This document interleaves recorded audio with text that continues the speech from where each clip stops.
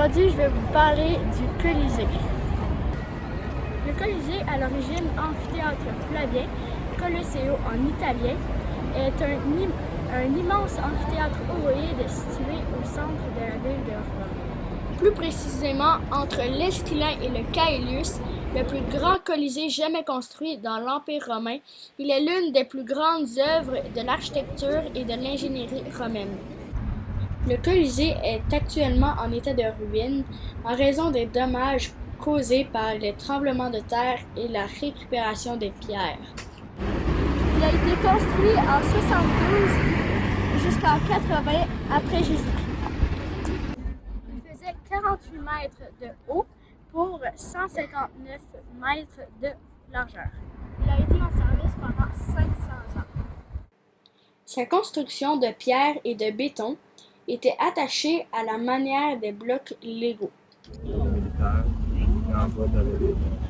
Pouvant accueillir environ 50 000 personnes, le Colisée a été utilisé pour les Vénations, combats d'animaux sauvages, les Munera, combats de gladiateurs et autres spectacles publics tels que des exécutions de condamnés à mort, des reconstitutions de batailles célèbres et des drames basés sur la mythologie romaine.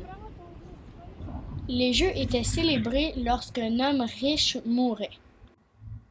Les derniers jeux se sont prolongés jusqu'au XIe siècle. Les places dans le Colisée étaient divisées selon la classe sociale.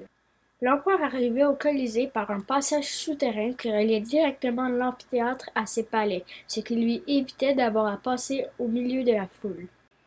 Il y avait 80 portes pour entrer, dont 76 étaient destinées au public. Les 4 autres portes étaient situées chacune à un point cardinal. Pendant les Jeux, les spectateurs devaient être dignement vêtus. Le port de la toge était fortement conseillé.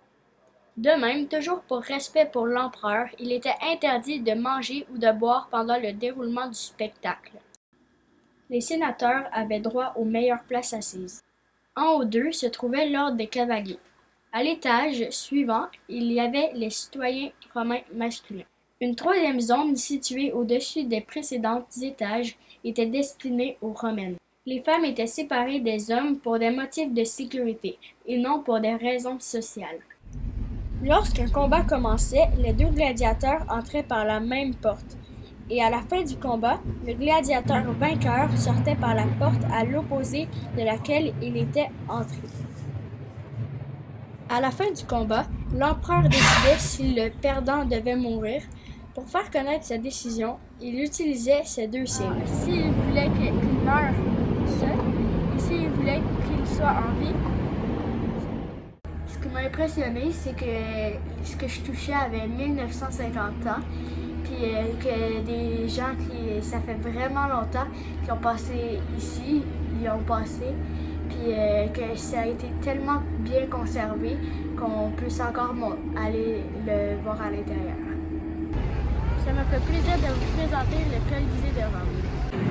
J'espère que ça vous a donné envie de venir voir ce magnifique monument.